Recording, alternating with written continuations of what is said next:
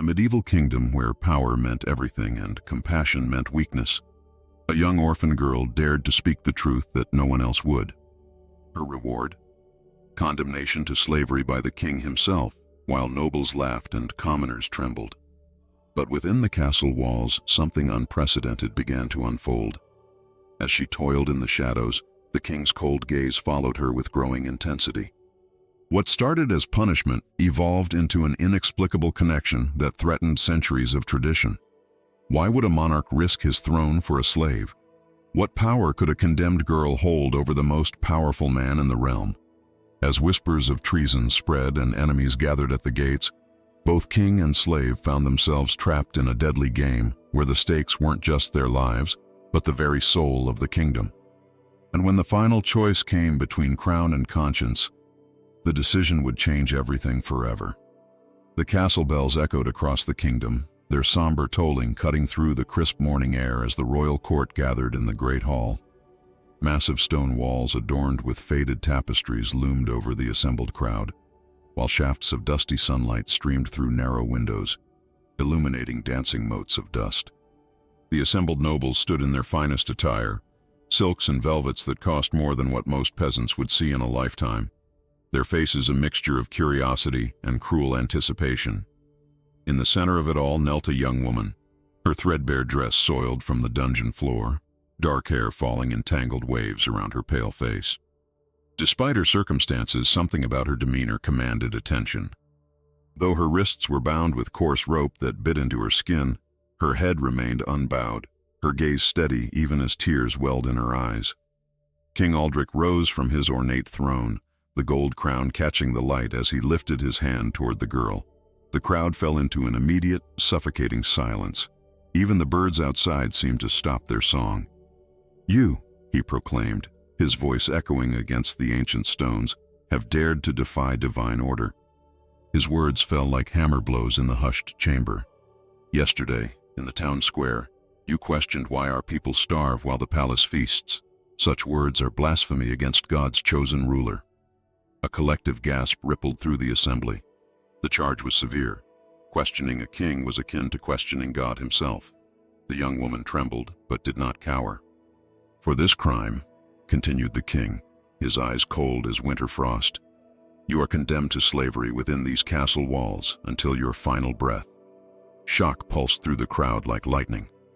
An orphaned girl, no more than 17 summers old, condemned to a life of servitude for merely speaking a truth that everyone knew but dared not utter. The tears that had gathered in her eyes now spilled down her cheeks, leaving clean trails through the dirt on her face, yet she made no sound of protest. The silence that followed was broken only by the cruel, tittering laughter of several noble women, their jeweled fingers covering painted lips as they whispered behind their hands. A corpulent lord chuckled openly, spilling wine down his expensive doublet as he nudged his companion. "How delightful! The king has found himself a new plaything." While the nobles reveled in her misfortune, a different energy stirred among the peasants and servants who had been permitted to witness the proceedings. Some averted their eyes, as if her fate might somehow become theirs should they show sympathy. Others whispered urgently, "That girl was always too bold for her own good," muttered an old woman, "always asking questions no one should ask." "But she speaks only truth," countered a thin man with calloused hands. "She's the only one brave enough to say what we all think when our children cry from hunger." As the guards moved to drag her away, one of the king's advisors, a thin man with a face like a weasel and eyes that missed nothing, leaned toward the throne. Whatever he whispered caused an immediate change in the king's expression. Aldrich's eyes narrowed, and he studied the girl with renewed interest, suspicion darkening his features. "Wait!" he commanded sharply, and the guards froze in place. The crowd held its breath. What had the advisor discovered about this common girl that could give even the king pause? Why did the monarch's face suddenly cloud with uncertainty, as though confronted with a puzzle he hadn't anticipated? For a moment, the balance of power in the room seemed to shift imperceptibly. The young woman sensed the change. She lifted her gaze directly to the throne, an act of boldness that drew another gasp from the onlookers. No slave, no commoner should ever look a king in the eye. "One day, Your Majesty," she said, her voice clear and steady despite her circumstances. "You will understand the hunger of your own people." The court froze in stunned disbelief. Such words were not merely bold, they bordered on prophecy, or perhaps threat.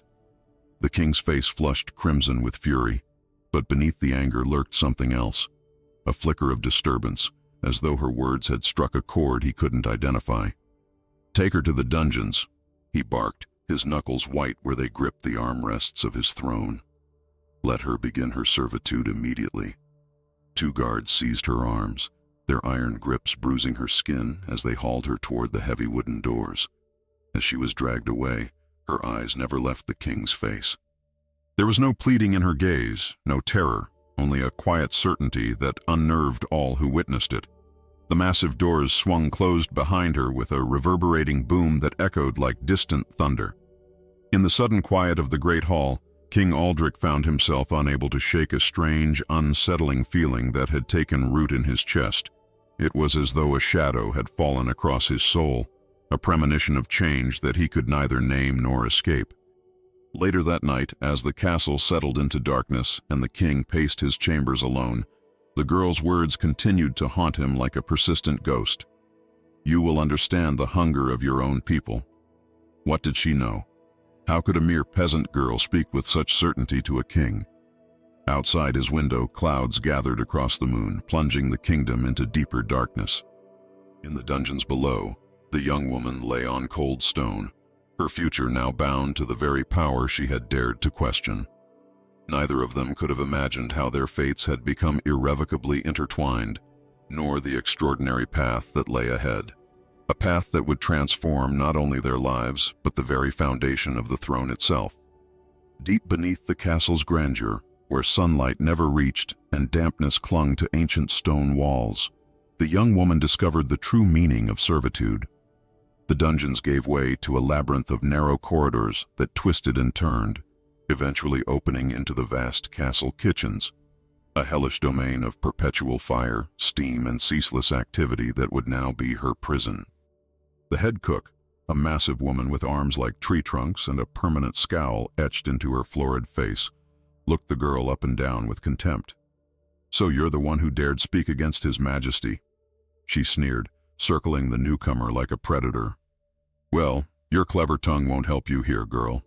In my kitchens, only your hands matter." And work her hands did. From before dawn until long after dusk, the girl's delicate fingers grew raw and cracked from endless labor. She spent hours hunched over mountains of turnips and potatoes, peeling until her thumbs blistered and bled. When that task was complete, massive iron pots awaited scrubbing, pots so heavy she could barely lift them, encrusted with the burnt remains of meals she would never taste. "Faster, king's pet," the scullery boys would taunt as she struggled to carry water buckets up narrow stairs, the wooden yoke cutting into her shoulders. Each bucket weighed more than she did, the water sloshing over the sides to soak her threadbare dress, leaving her shivering in the perpetual dampness of the underground chambers.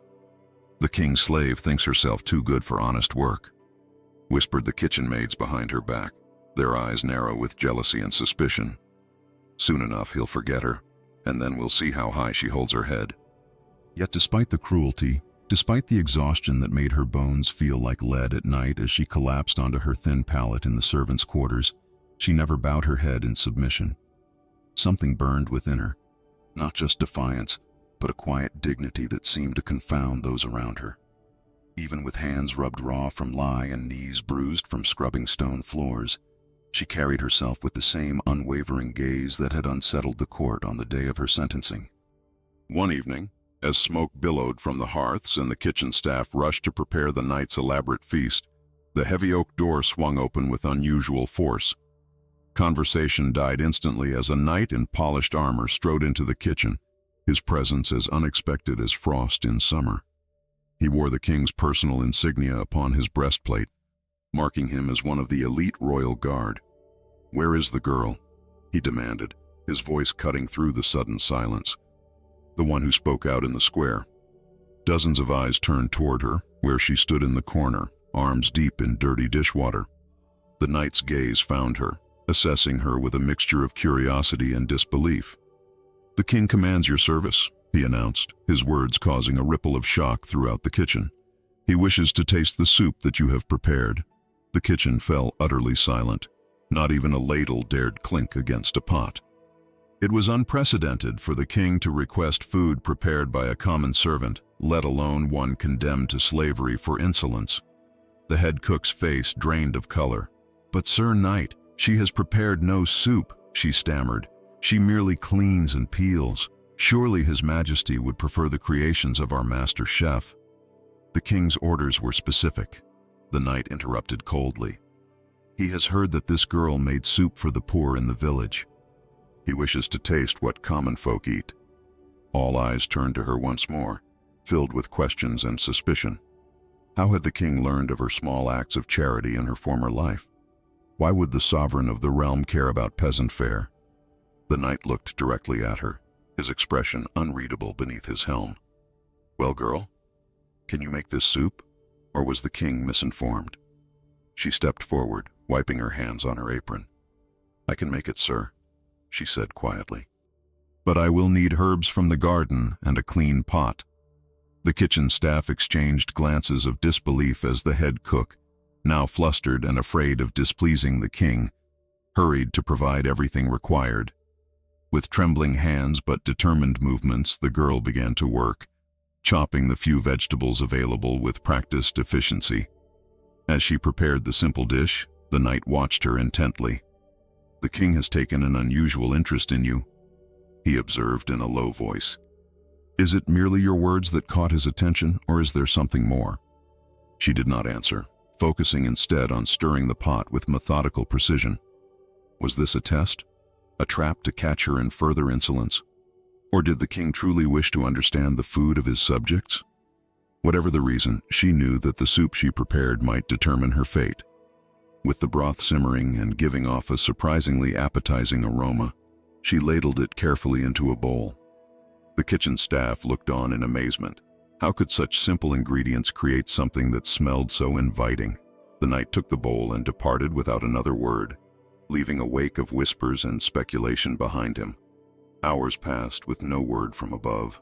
The girl returned to her duties, though every servant in the kitchen now regarded her differently, some with increased hostility, others with newfound respect, all with curiosity. What would happen if the king disapproved? Would she be punished further? Executed, perhaps?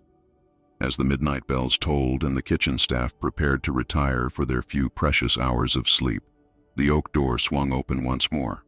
The same knight appeared, his expression inscrutable as ever. "The king has issued a command," he announced to the room at large, though his eyes fixed upon the girl. "From this night forward, this servant is to prepare her soups for His Majesty's table each evening." A collective gasp filled the kitchen. The head cook's face turned an alarming shade of purple. But she is a slave, a criminal. It's not proper." "The king's word is law," the knight cut her off sharply. "She begins tomorrow." After the knight departed, the atmosphere in the kitchen transformed entirely.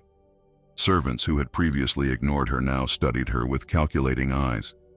The head cook glared with undisguised hatred. "Think yourself special, do you?" she hissed. "We shall see how long the king's fancy lasts before you're back scrubbing pots, or worse." That night, as she lay on her thin pallet listening to the whispers of the other kitchen maids, she sensed the shifting currents of danger around her. Some servants snickered that she would soon warm the king's bed, a fate they clearly considered both enviable and deserved punishment. Others speculated that the king was merely toying with her before some spectacular public humiliation.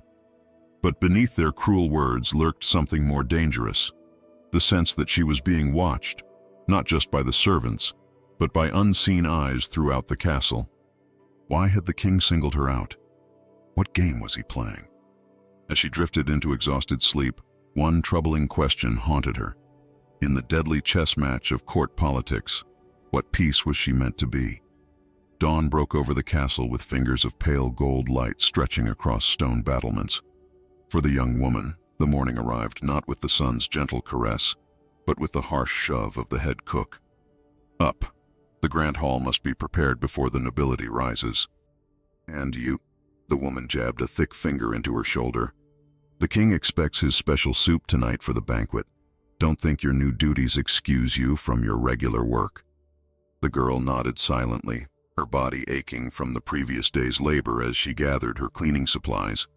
The grand hall stood at the heart of the castle, a cavernous chamber where nobles would feast and plot in equal measure.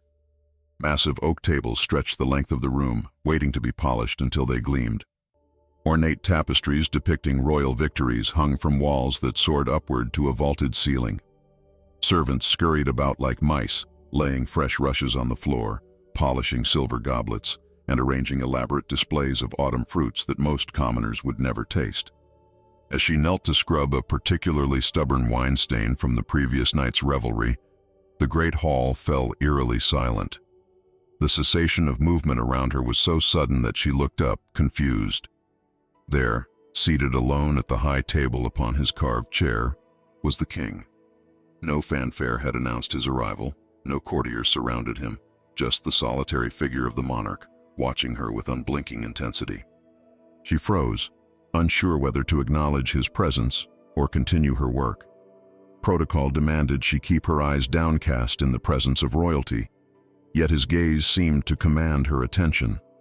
The other servants had retreated to the edges of the hall, pretending to work while stealing furtive glances at this unusual scene. The king said nothing. He simply observed her movements with the calculating scrutiny of a falconer assessing a new bird of prey. His eyes, a startling blue that seemed almost unnatural against his dark beard, followed each sweep of her arm as she resumed her scrubbing. There was something in that gaze beyond mere curiosity, something that made her heart quicken, not with fear, but with an emotion she dared not name. The silence stretched between them, taut as a bowstring. The king's expression remained impassive, yet there was tension in the set of his shoulders, in the way his fingers tapped lightly against the armrest, not impatience, but something more complex. He seemed to be solving a puzzle whose pieces remained hidden from everyone else. From across the hall she noticed one of the king's advisors, the same weasel-faced man who had whispered in the king's ear at her sentencing, approaching with hurried steps. The advisor leaned down, his thin lips moving rapidly near the king's ear, his eyes darting repeatedly in her direction. The king's brow furrowed.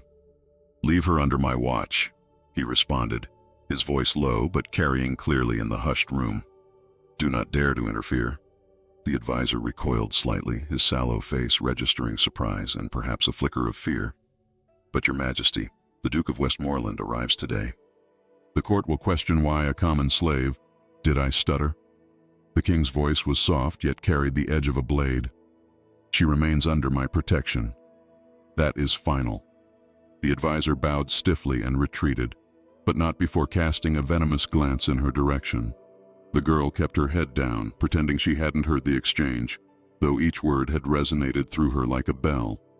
Under his protection? Why would the king shield a servant he had personally condemned to slavery? What game was being played, with her as an unwitting piece? Throughout the day, as she moved about her duties in the great hall, she felt the weight of the king's gaze following her.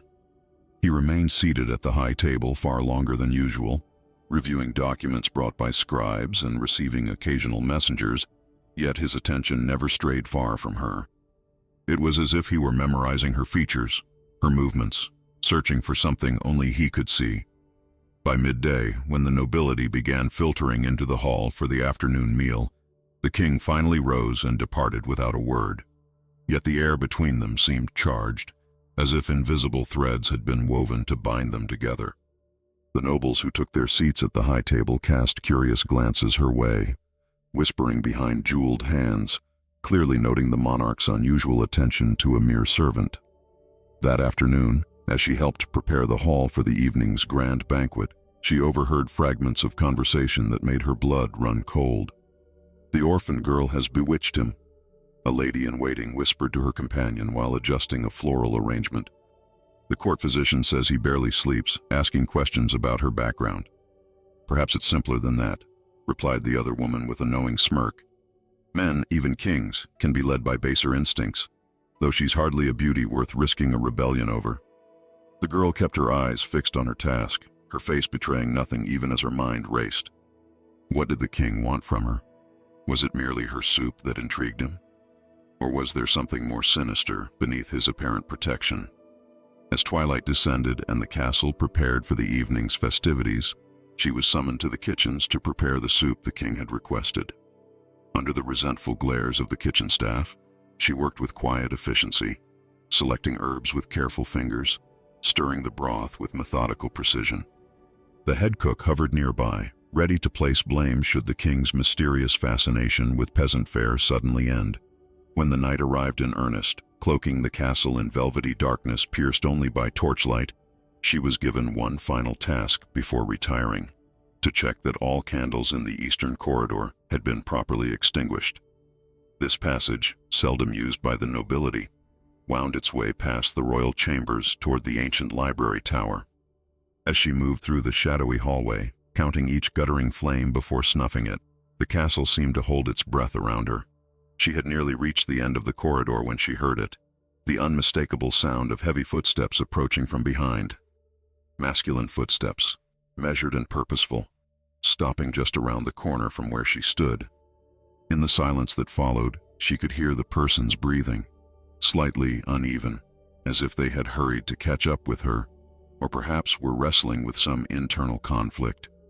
The moment stretched, fraught with tension.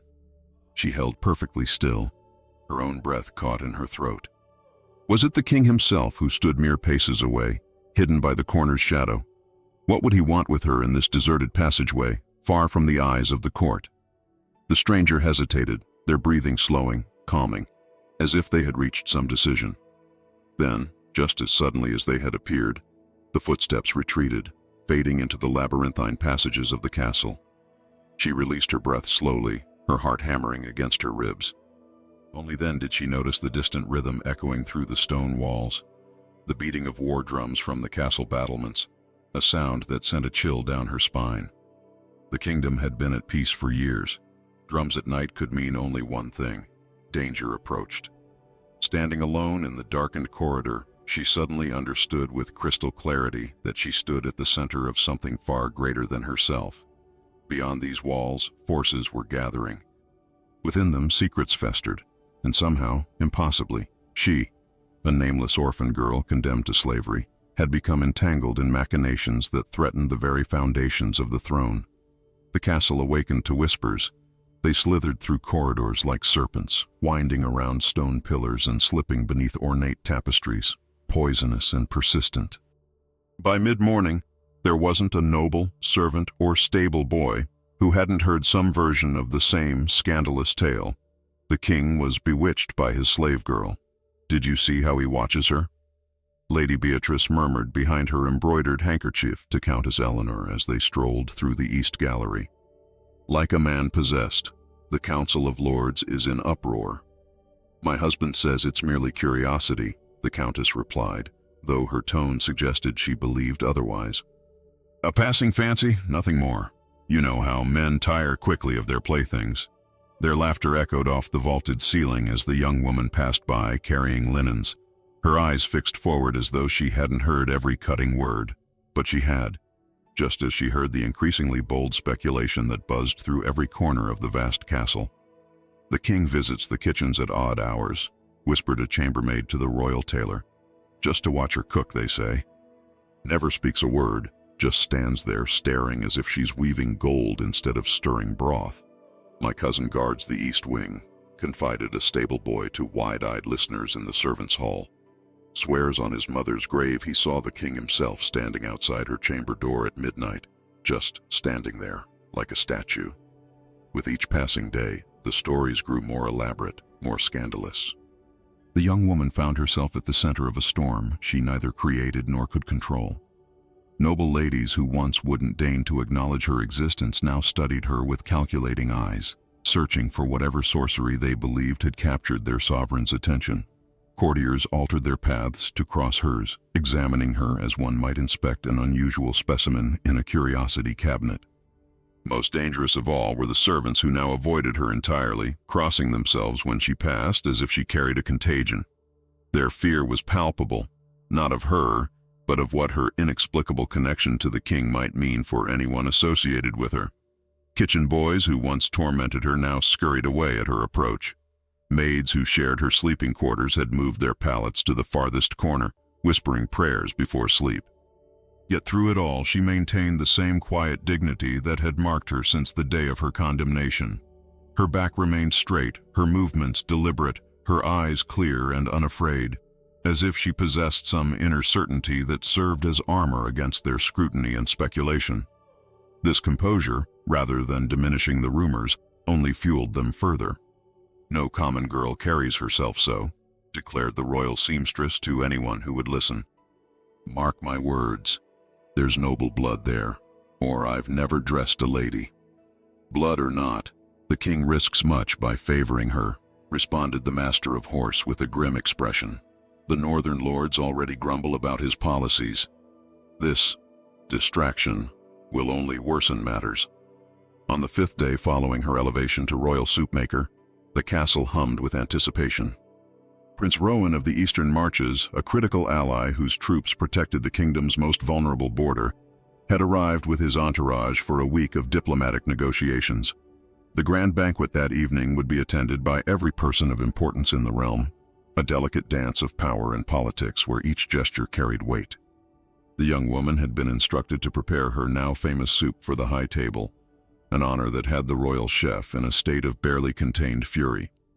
As she worked in her small corner of the kitchen, aware of the chef's baleful glare boring into her back, she overheard servants discussing the seating arrangements, the wine selections, the careful positioning of allied families to soothe old grievances and forge new bonds. The weight of the kingdom's future seemed to hover in the air like the steam from her simmering pot. Wars had begun over less than a misplaced gesture at such gatherings. Peace treaties had crumbled because of perceived insults. And here she stood, a condemned peasant preparing food for those who held thousands of lives in their bejeweled hands. When the bells tolled for the evening feast, she was permitted, for the first time, to carry her creation to the great hall herself. With the steaming tureen balanced carefully in her hands, she entered a scene of such opulence it momentarily stole her breath. Hundreds of candles transformed the cavernous space into a glittering wonderland. Silver and gold gleamed on every surface. Nobles draped in silks and velvets of every hue created a living tapestry of wealth and power. At the center of it all sat the king, his crown catching the light as he conversed with the hawk-faced man beside him, Prince Rowan, she presumed. As she approached to place her offering before them, the hall seemed to quiet, hundreds of eyes tracking her movement. The king glanced up, his expression inscrutable yet intense, nodding almost imperceptibly as she set down the tureen with hands she fought to keep steady. It was then that Prince Rowan's voice cut through the hushed atmosphere, loud enough for nearby tables to hear clearly. "Your Majesty, I must speak plainly," he declared, his tone edged with disapproval. "Throughout the Eastern Marches, people speak of little else but your unusual interest in this slave girl. It is not fitting that she commands such attention. She is but dust beneath your royal feet." The hall fell silent as a crypt. Servants froze mid-step. Nobles held wine goblets suspended halfway to their lips. The young woman herself stood perfectly still, unable to retreat without drawing more attention, trapped in the excruciating moment. King Aldrich rose slowly from his seat, his movement deliberate and controlled. He turned to face Prince Rowan, his expression unreadable, save for a dangerous gleam in his eyes. The entire court seemed to hold its collective breath, aware that alliances worth thousands of soldiers and decades of peace hung in the balance of the next words spoken. "And yet, my lord," the king replied, his voice carrying effortlessly through the silence, "even dust sustains the very stones of this palace." Gasps rippled across the hall. No one could recall the king ever defending a servant, much less a condemned one, against criticism from an equal. The implications were staggering. Prince Rowan's face flushed crimson, whether from embarrassment or rage remained unclear. Courtiers exchanged meaningful glances, already calculating how this moment would shift allegiances and fortunes. The young woman, finally dismissed with a gesture from the royal steward, retreated toward the kitchen, her mind reeling. The king's words followed her, puzzling and profound. Had he truly compared her to the foundation of his kingdom? And if so, what did that mean for her future? and his. That evening, as the banquet continued without her, a page boy no older than 10 winters appeared in the kitchen, his eyes wide with importance. "The king commands your presence in the royal library," he announced, his high voice carrying across the steamy kitchen. Immediately, and alone, the cook's wooden spoon clattered to the floor. The butcher's knife paused mid-slice. Every eye in the kitchen turned to stare at her with expressions ranging from envy to horror. A private audience in the intimate setting of the royal library. The implications were scandalous beyond measure. "This is most irregular," sputtered the kitchen steward. "She cannot simply—" "The king said immediately," the boy repeated with the sublime confidence of one delivering royal commands. "And he said none are to follow or interfere." Heart thundering in her chest, she wiped her hands on her apron and followed the page through winding corridors and up narrow staircases, aware of the whispers erupting in her wake. The royal library occupied the entirety of the castle's western tower, a sanctuary few servants ever glimpsed, filled with knowledge forbidden to common folk. When the heavy oak door swung open, she found the king alone, standing by a window that overlooked the darkened kingdom, a parchment clutched in his hand. His crown was absent, his formal robes exchanged for simpler attire. Without the trappings of royalty, he looked almost human, tired, troubled, and strangely vulnerable. "Come in," he said without turning, "and close the door." She obeyed, her throat dry with apprehension. "Tell me, girl," he said finally, turning to face her with an expression both weary and intent. "If you had the power to change the fate of the people, what would you do?" The question hung in the air between them, unexpected and dangerous. She hesitated, aware that her answer might determine not only her own fate but perhaps that of many others. The truth rose to her lips unbidden, a truth born of hunger and suffering, of watching children die in winter and old ones fade in summer, of knowing the weight of injustice as intimately as she knew her own heartbeat. "I would ensure that no child cries from hunger while others feast," she said simply. "I would make certain that justice does not change its face depending on the wealth of the one who seeks it." Her words, honest and unadorned, seemed to strike the king like physical blows. Something flickered in his eyes, recognition perhaps, or awakening, that changed him subtly before her very gaze. In that moment, standing before him not as king and slave, but as two humans facing an ancient question, something intangible yet profound shifted between them that neither could have named but both undeniably felt. The days that followed their encounter in the library saw subtle yet significant changes in the young woman's duties. No longer confined to the sweltering kitchens or the endless drudgery of scrubbing floors, she found herself assigned to the royal library with increasing frequency. Her task, as explained by the stone-faced head steward, was to maintain the order and cleanliness of His Majesty's collection of knowledge. The library was unlike any place she had ever known. Circular in shape, it occupied the entire top floor of the western tower, with windows on all sides that bathed the chamber in golden light during the day and offered glimpses of stars at night. Floor-to-ceiling shelves lined the walls, packed with leather-bound volumes, yellowed scrolls, and ancient manuscripts whose pages crackled like autumn leaves when turned. The scent of parchment, ink, and the distinctive mustiness of old knowledge hung in the air like invisible smoke. For the first time since her condemnation, she found moments of solitude and something approaching peace. The king rarely visited during her assigned hours, and the royal scholars, thin, distracted men with ink-stained fingers, paid her little attention as they shuffled between reading tables, muttering to themselves. Here, away from the malicious whispers of court and the envious glares of fellow servants, she could breathe. On her third afternoon in the library, while dusting a particularly neglected corner shelf, her cloth disturbed a small, unassuming wooden box tucked behind several large tomes of agricultural records.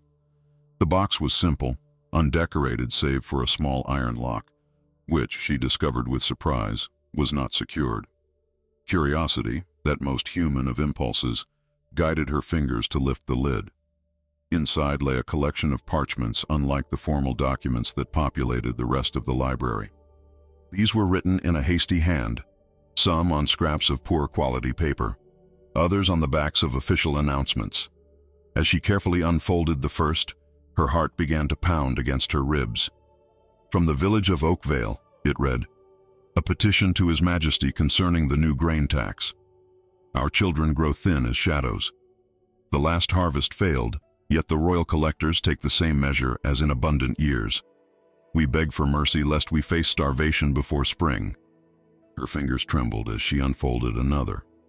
3 families from Riverend executed for withholding portions of their harvest. Lord Blackthorn claims example necessary to prevent wider rebellion. Request denied for investigation into whether the withholding was due to hunger rather than sedition. Parchment after parchment told the same story. Villages crushed under impossible taxes, lords abusing their power in the king's name, reports of starvation suppressed, rebellions ruthlessly quashed. Here was the truth of the kingdom, hidden away in an unmarked box, the suffering that never reached the throne room, the injustices committed with royal seals.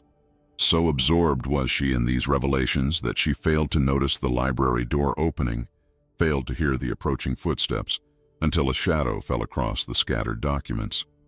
Her heart froze as she looked up to find the king standing before her, his expression unreadable as he surveyed the evidence of his kingdom's misery spread across the floor. She did not bow or scrape or beg forgiveness. The horror of what she had read was too fresh, the betrayal too acute. Rising to her feet, she faced him with tears blurring her vision and righteous anger burning in her chest. You know, she whispered, her voice trembling not with fear but with the effort to contain her emotion. You know that your people starve while this castle overflows with gold. The accusation hung in the air between them, treasonous and true. Guards had executed people for less. She waited for his fury, for the command that would send her to the dungeons or the gallows. Instead, the king closed his eyes briefly, as if her words had struck a physical blow. You have merely confirmed what I already know, he said quietly, his voice stripped of royal hauteur, leaving only a man burdened by a crown too heavy to bear. His admission stunned her into silence. She had expected denial, rage, punishment, anything but this acknowledgement that left her grasping for understanding. If he knew, why did he allow it? What kind of monster saw suffering and chose to look away? Then why?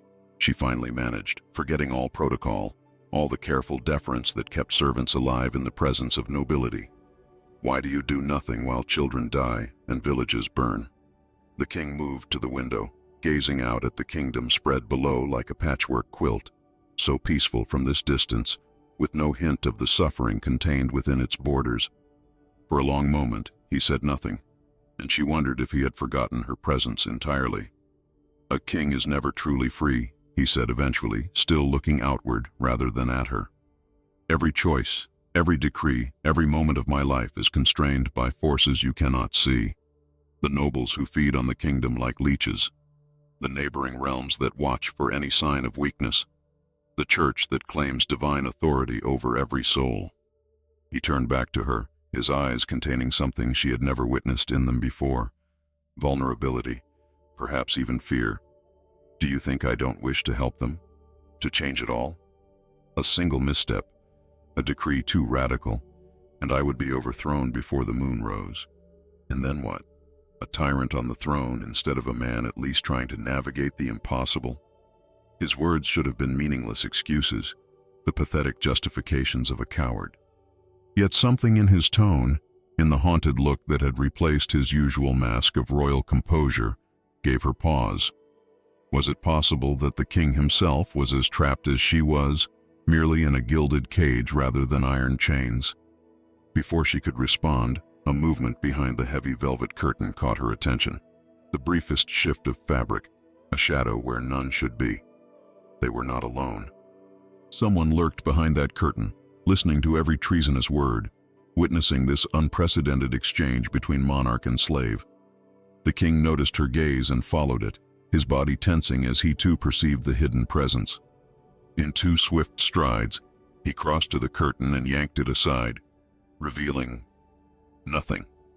Only an open window, curtains billowing in the breeze, and the distant sound of footsteps hurrying down the stone staircase beyond. Who else knows of your discoveries here? The king demanded. All vulnerability vanished from his voice, replaced by urgent command. No one, Your Majesty, she answered truthfully. I found the box only moments before you arrived. His face hardened with decision. You will stay in my private chambers tonight. It isn't safe for you elsewhere. The implication sent a chill through her veins. Not safe. For a slave girl who had discovered uncomfortable truths? Or was there something more sinister at work? Something that made even the king fear for her safety within his own castle walls? But Your Majesty, the servants already whisper about your attention toward me. If I stay in your chambers, let them whisper. He cut her off, his tone brooking no argument. Words cannot harm me. But there are those within these walls who would harm you to silence what you've seen and what I've admitted. As darkness fell across the kingdom, throwing long shadows through the library windows, the king moved toward the door with purpose. Come, speak to no one of what you've found here. Trust no one, not servants, not guards, not even those who claim to be your friends.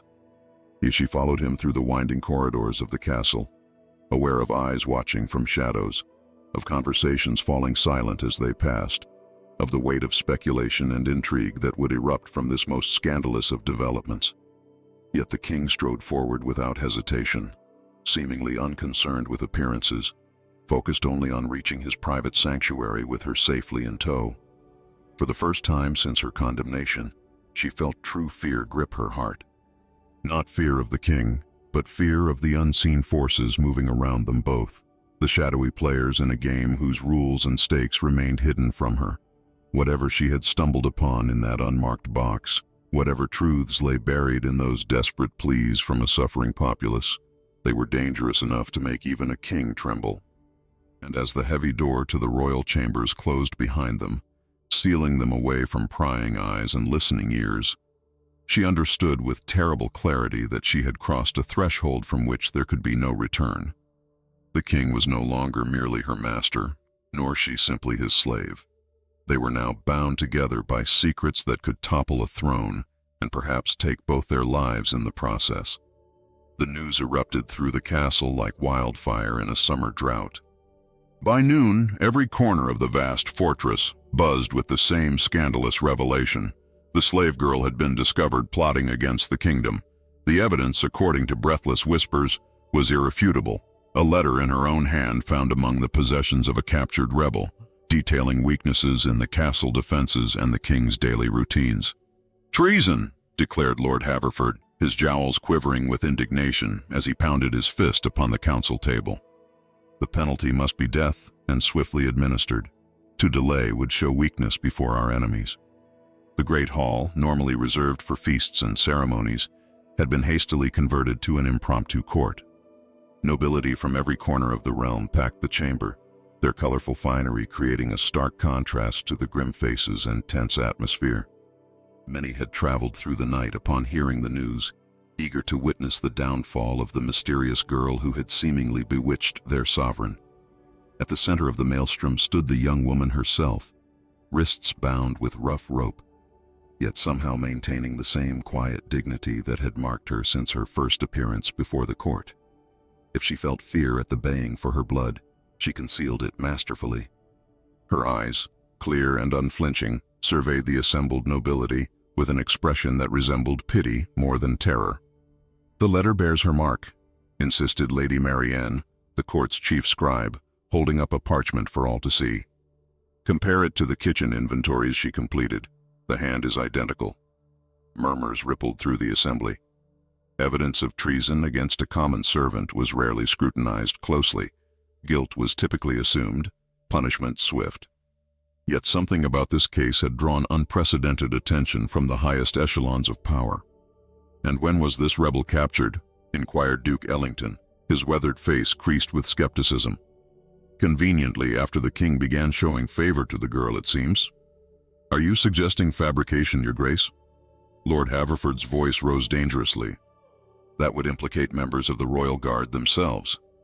"I merely observed the timing," the Duke replied mildly, though his eyes were sharp as daggers, "and I find it interesting." The heated debate continued as faction faced faction across the great hall. Those loyal to the king's cousin, a man who would inherit the throne should anything befall the childless monarch, called loudest for immediate execution. Those with less obvious political ambitions counseled caution and further investigation. Throughout the tumultuous proceedings, the king himself remained silent upon his throne, his face an impenetrable mask. He watched the arguments unfold with hooded eyes, his fingers drumming a slow, deliberate rhythm upon the carved armrest. There was something calculated in his stillness, as if he were weighing not just the fate of one servant girl, but the loyalty of every person who spoke. When finally the clamor reached a fever pitch, with nobles nearly drawing swords against one another, the king rose. The hall fell instantly silent, every eye turning to the sovereign whose word would determine life or death. "She will not be executed," he declared, his voice cutting through the chamber like a blade through silk. Gasps and murmurs erupted, quickly silenced by the king's raised hand. "I do not doubt that a letter exists," he continued, his gaze sweeping the assembled nobility with cool assessment. "Nor do I question that it appears to be in her hand. But consider this. What secrets could a kitchen slave possibly know of our defenses? What information of value could she provide to our enemies?" Before anyone could respond, he descended from the dais, moving with deliberate steps toward the bound girl. The crowd parted before him like water around a stone. "Furthermore," he added, his voice lowered yet still carrying to every corner of the hushed hall, "she has been under my direct observation during the period when this letter was supposedly written. Unless she possesses magical powers to be in two places at once, the evidence cannot be genuine." Lord Haverford's face flushed crimson with thwarted rage. "Your Majesty, with all due respect, your fondness for the girl may be clouding your judgment. The safety of the realm is my primary concern," the king finished for him, steel beneath the silk of his tone. "Which is why I find the timing of this accusation most troubling. It appears someone wishes to manipulate the crown by eliminating those in my confidence." The implication hung in the air, dangerous and unspoken. Someone within the court itself was orchestrating this charade, using the girl as a pawn in a larger game aimed at the king. Eyes shifted nervously around the hall as nobles silently calculated who among them might have the audacity and the motive for such a scheme. "The girl remains under my protection," the king declared with finality. "Any further attempts to harm her will be considered acts of aggression against the crown itself." In the shocked silence that followed, servants and nobles alike exchanged glances of disbelief. Never before had a monarch so openly defended a common slave against the will of his court. The political implications were staggering, the message unmistakable. The king valued this girl's life above the united opinion of his nobility. As the assembly reluctantly dispersed, their whispers grew to a crescendo of speculation and alarm. What power did this common girl hold over their sovereign? What secrets passed between them in the privacy of the royal chambers? And most disturbing of all, was the throne itself at risk from this unprecedented attachment? The young woman, still bound and surrounded by royal guards, watched the retreating nobles with a strange mixture of relief and growing apprehension. The king's protection had saved her life, but at what cost to him? And who had orchestrated this elaborate frame? These questions swirled in her mind as she was escorted not back to the dungeons, but to a small chamber adjacent to the royal apartments, a room with a heavy door and 2 guards posted outside. Later that night, as moonlight spilled through the narrow window of her new quarters, she heard soft footsteps in the corridor. The guards' voices murmured briefly, then fell silent. Her door opened to reveal a cloaked figure, one of the king's most trusted knights. "The passages are watched," he whispered urgently. "Eyes follow your every movement, ears strain for your every word. You must be more cautious than ever." "Who orchestrated the false letter?" she asked, keeping her voice low. "We cannot be certain, but suspicion falls heaviest on Lord Haverford. He stands to gain much should the king lose favor with the people." The knight glanced nervously at the door. "There is more. Upon returning to your former quarters, we found this." He pressed something into her palm, a small scrap of wood with words roughly carved into its surface. If you do not leave, you will bleed alongside the throne. The threat sent ice through her veins, not a threat against her alone, but against the king as well. The implication was clear. Someone believed she held enough influence over the monarch to be a danger to their plans. The king must be warned, she whispered urgently. He already knows, the knight replied grimly. It is why he has placed you here, under his direct protection. But know this, his open defense of you today has stirred dangerous waters. The northern lords mutter of enchantment and sorcery. The church whispers of ungodly influence. Even the common folk, who once saw you as a symbol of the king's compassion, now wonder if darker forces are at work. She closed her eyes briefly, the weight of these revelations pressing upon her like physical chains.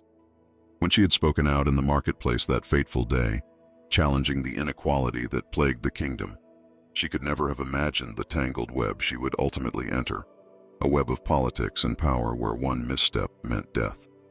What would the king have me do? She asked finally, meeting the knight's gaze with renewed determination. For now, remain vigilant. Trust no one but him. And prepare yourself. The accusation today was merely the first move in a game whose final objective remains hidden. After the knight departed, she stood motionless by the window, gazing out at the moonlit kingdom that stretched beyond the castle walls. Somewhere in those distant villages and fields were people suffering under the same injustices she had dared to name. Somewhere in this very castle lurked those who would kill both her and the king to maintain that suffering. For the first time since her condemnation to slavery, she felt the full weight of fear, not for herself, but for the man who had inexplicably become her protector. The king, for all his power, stood as vulnerable as she did against the shadowy forces gathering around them. And as the moon climbed higher in the night sky, she made a silent vow. If she had inadvertently placed him in danger by awakening his conscience, she would do whatever necessary to ensure his survival, even if it meant sacrificing herself to the very enemies who sought their destruction. 3 days after the accusations of treason, the castle prepared for the spring equinox ceremony, an ancient tradition where the king would renew his sacred vows to the land and receive blessings from representatives of every province. In normal times, the celebration would have been a joyous affair filled with feasting, music, and pageantry. But the atmosphere that pervaded the stone halls was anything but festive. Tension hung in the air like the electric charge before a storm, faces grim and voices hushed as nobles and servants alike moved with wary purpose. Under the king's direct command, the young woman had been given a role in the ceremony, not as a participant, but as an attendant who would carry the sacred oils used to anoint the royal hands. The decision had scandalized the court, provoked outrage from the clergy, and sent the royal chamberlain into near apoplexy. "It is unprecedented, Your Majesty," the chamberlain had protested, his parchment-thin face contorted with distress. "The sacred vessels have always been carried by those of noble birth. To allow a common slave, and one recently accused of treason, no less." "The decision is made," the king had interrupted, his tone brooking no argument. "See that she is properly attired and instructed in her duties." And so, as morning light streamed through the stained glass windows of the castle's ancient chapel, the young woman found herself dressed not in the rough homespun of a servant, but in a simple gown of undyed linen, the traditional garb of temple novices. Her hair had been washed and brushed until it shone, then covered with a white veil that framed her face. In her hands, she held a silver vessel containing blessed oil pressed from the first olives of the previous autumn's harvest. The chapel, normally austere and silent, had been transformed for the occasion. Tapestries depicting the kingdom's founding legends adorned the walls. Fresh rushes mixed with dried herbs covered the stone floor, releasing a sweet fragrance with each step. Hundreds of candles bathed the space in golden light, their flames dancing in the draught from the great doors that stood open to admit the procession of dignitaries. One by one they entered, lords and ladies from every corner of the realm, dressed in their finest silks and velvets, family crests emblazoned on tunics and cloaks. Ambassadors from neighboring kingdoms, their foreign styles and jewels adding exotic notes to the assembly. clergy in flowing robes of office, their expressions severe as they took their appointed places. And finally, the king himself, resplendent in ceremonial garb that glittered with gold thread and precious stones. As the ancient ritual began, the young woman stood perfectly still beside the altar, aware of the hundreds of eyes that flicked toward her with emotions ranging from curiosity to undisguised hatred. She kept her gaze modestly lowered as she had been instructed, but remained acutely conscious of every murmur, every shifting movement among the assembled crowd. The high priest, a gaunt man whose ascetic practices had hollowed his cheeks and sunk his eyes deep into their sockets, raised his arms to begin the invocation. The chapel fell silent save for the gentle hiss of candle flames and the occasional cough or rustle of fabric. But just as the first sacred words were about to be spoken, a voice cut through the reverent hush. "I will speak what others dare not." All heads turned toward the sound. Baron Alaric, a northern noble known for his military prowess and blunt manner, had stepped forward from his position among the lesser lords. His weathered face was flushed with emotion, his hand resting meaningfully on the pommel of his ceremonial sword. "The king has been bewitched by a slave," he declared, his voice echoing in the sudden silence. "The realm cannot be governed by passions and enchantments while our enemies gather at our borders." Gasps rippled through the assembly. Such an outburst during the sacred ceremony was unprecedented, a breach of protocol so severe it bordered on sacrilege. The high priest's face contorted with outrage, but before he could speak, more voices joined the first. "The girl has clouded his judgment," called another noble from the eastern provinces. "He places her above the council of those who have served the throne for generations," added a third. Within moments, the sacred ceremony had devolved into chaos. Accusations flew across the chapel like arrows. The clergy retreated toward the altar, their expressions a mixture of horror at the desecration and calculation as they assessed which side to support. Guards shifted nervously, unsure whether to intervene without explicit command from their king. Throughout the tumult, the king remained unnaturally still upon his ceremonial throne, his expression unreadable as he surveyed the fracturing of his court. Only the slight whitening of his knuckles where they gripped the carved armrests betrayed his inner tension. The young woman, still holding the vessel of sacred oil, found herself at the eye of the storm. The accusations swirled around her, each more outlandish than the last. She had bewitched the king with potions in his soup. She was a spy planted by enemy kingdoms. She had seduced him with dark arts learned from forest witches. As the allegations grew more frenzied, something shifted within her. The fear and uncertainty that had plagued her since her discovery in the library gave way to a strange, calm resolve. Without waiting for permission or instruction, she stepped forward from her position by the altar and raised her voice above the din. "If I am the cause of this kingdom's strife," she declared, her clear tones cutting through the chaos like a blade, "then condemn me once more. But know this, it was not my heart that became corrupted, but yours." The chapel fell silent, every eye fixed upon the slave girl who dared speak during a royal ceremony. What happened next would be recounted in taverns and noble houses for generations to come. The king rose from his throne and moved to stand beside her. With deliberate motions, he took her hand in his own, a public gesture that left no doubt about his position. Courtiers gasped, ladies fainted. A prelate made the sign of the cross with trembling fingers. "No crown can sustain itself without justice," the king proclaimed, his voice ringing with authority that silenced even his most vocal critics. And it was she who reminded me of this sacred truth. The impact of his words and actions rippled visibly through the assembly. Some nobles blanched, their plotting suddenly exposed by the king's directness. Others exchanged meaningful glances, silently calculating new alliances in the face of this royal declaration. The high priest himself seemed torn between religious outrage and political pragmatism, his thin lips working soundlessly as he sought an appropriate response. For the young woman, time seemed to slow as the full weight of the moment settled upon her. The king had not merely defended her, he had elevated her position before the entire court, acknowledging her influence on matters of state. With that single gesture, he had irrevocably altered the balance of power within the kingdom. and placed both their lives in graver danger than ever before. As the stunned assembly struggled to comprehend this unprecedented turn of events, the great doors of the chapel swung open once more. A royal messenger entered at a run, his face pale with urgency, and knelt before the king. "Your Majesty," he gasped, his voice pitched low but carrying in the tense silence. "Riders approach from the south. They bear the standard of King Roden." Another wave of murmurs swept through the chapel. King Roden ruled the neighboring realm, a powerful monarch whose daughter had long been considered the most likely match for their own sovereign. The arrival of his emissaries at this precise moment could not be coincidence. "How many?" the king inquired, his expression betraying nothing. "A full diplomatic contingent, Your Majesty. At least 50 riders, including the royal guard.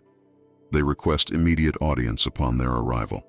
The king's eyes met those of the young woman briefly, a silent communication passing between them. They both understood the implications.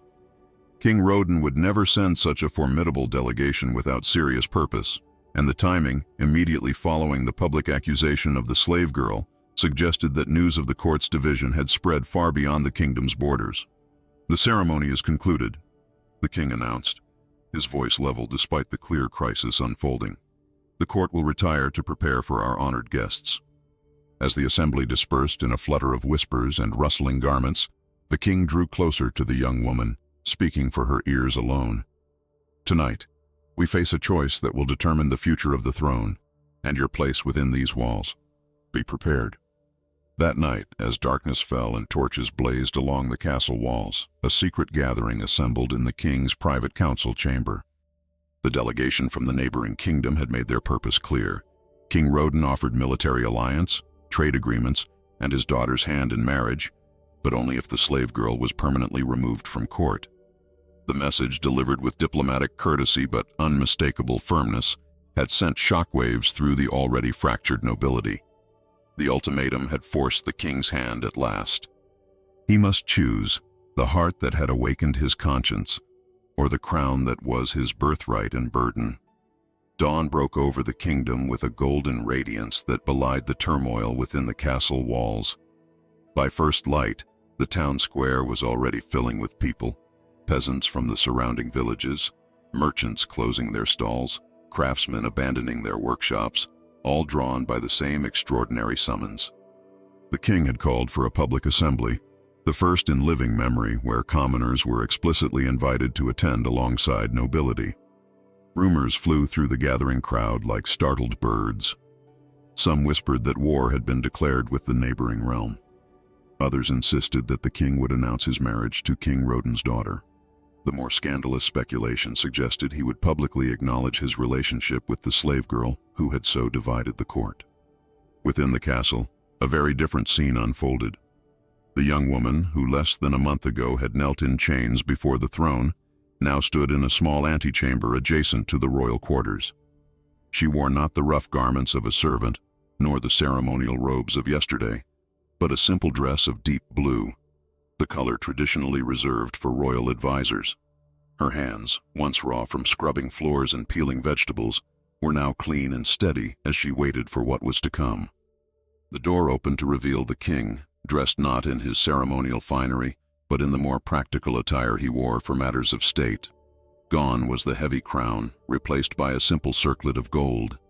His face bore the marks of a sleepless night, yet his eyes held a clarity and purpose that seemed new, as if some internal struggle had finally reached resolution. "It is time," he said simply, offering her not his hand but a respectful nod, acknowledging that whatever came next, she would face it on her feet, not her knees. Together they walked through the corridors of power, the same passages where she had once scurried with head bowed, invisible to all but those who needed service. Now, guards saluted as they passed. Servants stopped and stared, forgetting their duties in their astonishment. Even court nobles gathering for the public assembly fell silent as the unlikely pair approached, the space between king and former slave neither that of master and servant nor man and lover, but something unprecedented in the realm's long history. The great hall opened onto a balcony overlooking the town square. As they approached the ornate doors that would lead them before the assembled kingdom, the king paused and turned to her. "Whatever happens next," he said quietly, "know that you have forever changed not just my reign, but my understanding of what it means to wear a crown." She met his gaze steadily. "And you have taught me that even the highest power can learn from the lowest station." A moment of understanding passed between them, a connection forged not through passion or politics, but through the rarest of bonds, mutual transformation. Then the doors swung open, and they stepped into the blinding light of the new day. The roar of the crowd was immediate and overwhelming. Thousands of faces turned upward, a sea of humanity stretching to the edges of the vast square and spilling into adjoining streets. Nobles occupied the front rows, their colorful finery a stark contrast to the homespun garments of the commoners behind them. The delegation from King Rodan stood to one side, their expressions carefully neutral, though their eyes missed nothing. The king raised his hand, and a hush fell over the assembly so complete that the rustle of banners in the spring breeze could be heard. Every eye fixed upon the balcony, and upon the young woman who stood not behind the king, as protocol would dictate for a servant, but at his side. "People of the realm," the king's voice carried clear and strong across the square, "I stand before you today not merely as your sovereign, but as a man who has been granted the rarest of gifts, the chance to see with new eyes." Murmurs rippled through the crowd, but quickly subsided as he continued. "This woman," he gestured toward her, "was once condemned to slavery within my walls for daring to speak the truth about hunger in our villages, while plenty filled our castle storerooms. She was punished for the crime of caring more for justice than for tradition." The crowd stirred uneasily. Such frank acknowledgement of inequality from the throne itself was unprecedented. Nobles exchanged alarmed glances while common folk leaned forward, hardly daring to believe what they were hearing. "In the weeks since her condemnation, this woman has served not just in my kitchens, but in my conscience. Through her courage, she has revealed to me what power had blinded me to, that a kingdom divided against itself cannot stand, that no throne is secure when its foundation rests upon the suffering of its people." The king turned, looking not at the assembled nobility, but at the vast crowd of common folk who stood breathless beyond them. "This woman was my slave," he declared, his voice ringing with finality. "Today she becomes my chief counselor.